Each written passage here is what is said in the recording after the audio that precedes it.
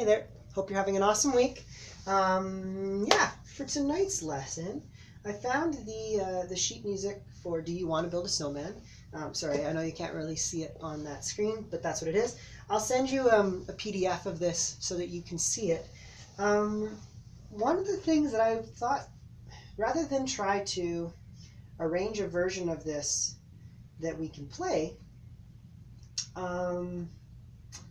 I thought that it would be valuable to use this as an opportunity to look at how to read lead sheets. So I'll show you what I mean by that. If we take a look at this song, Do You Want to Build a Snowman? So I'll bring it a little bit closer so you can actually see it. So the way that this one is set up, sorry, I need to use this hand. The way that this one is set up, Do You Want to Build a Snowman? You'll see up at the top of the melody line, there's chords that are written out. So you've got Do you want to build a snowman? And then we have this E flat add 2, or A flat major 7 over B flat.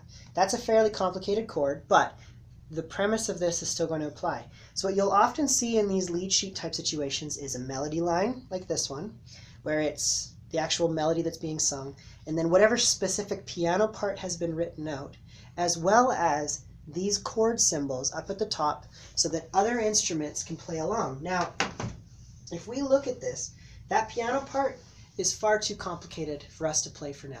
Doesn't mean it's not something that we could look at in the future. It just means right now, the way that it is right now, in terms of our playing ability, it's going to be too challenging.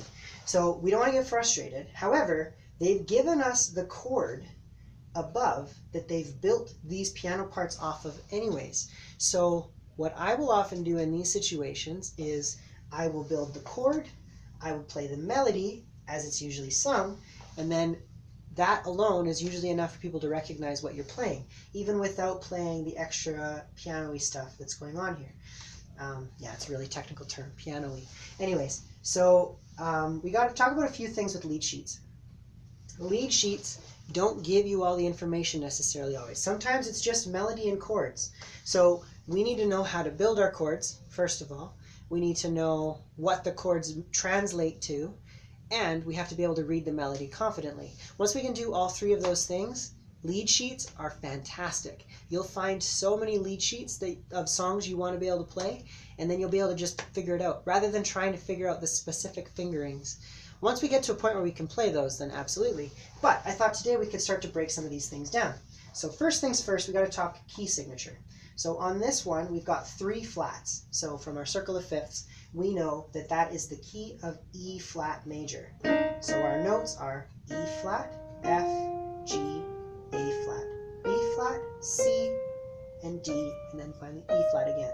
Once more, the notes we'll see are E flat, F, G, A flat, B flat, C, D, E flat. Now, 3 flats that we're going to see are B flat, E flat, and A flat. B flat, E flat, A flat. Flats work by going to the white key and going down a half step to the closest black note. So for example, if I wanted B flat, I'd start by finding B. B flat is directly below it, like that.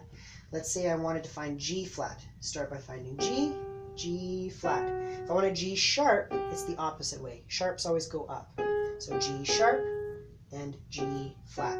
Now, as I'm sure you've guessed at this point, that means that G flat is the same note as F sharp. It just depends on what key you're playing it in. So for Do You Want to Build a Snowman, you're going to see E flat, B flat, and A flat. So let's just start by looking at this melody itself. So we've got Do you want to build a snowman? E flat, E flat, E flat, B flat, E flat, G, F, G. So that's how I would play it. So I put your second finger on E flat, E flat, E flat, E flat, thumb on B flat, back to second finger on E flat, G is your fourth finger, F, G. Next line, come on, let's go and play. Same notes, E flat, E flat, E flat, E flat, E flat, G, F. Here's where it changes. I never see you. A flat anymore, anymore. A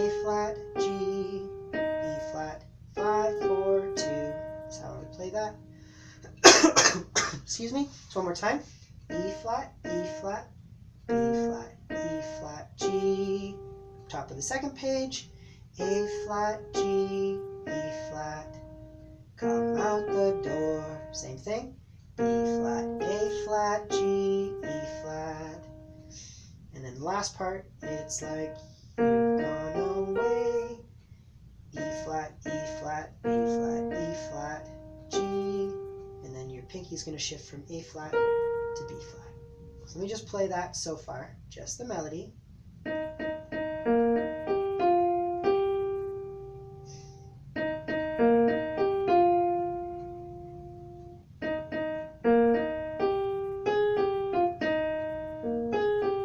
Oops. Come out the door.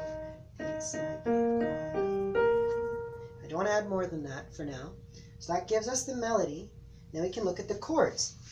So for now, let's just add the root note. So here we see E flat. So my left hand is going to play E flat right when I get to snowman. Do you want to build a snowman? Just like that. So we're just going to add those root notes in the left hand. Keep on playing E flat. Now B flat.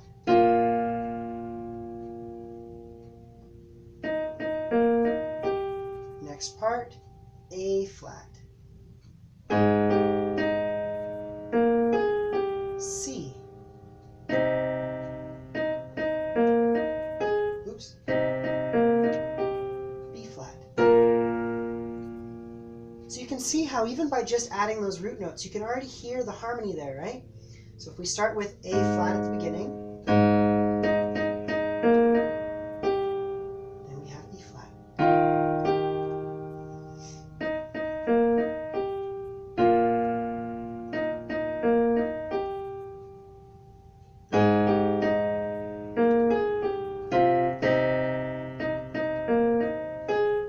Oops, sorry.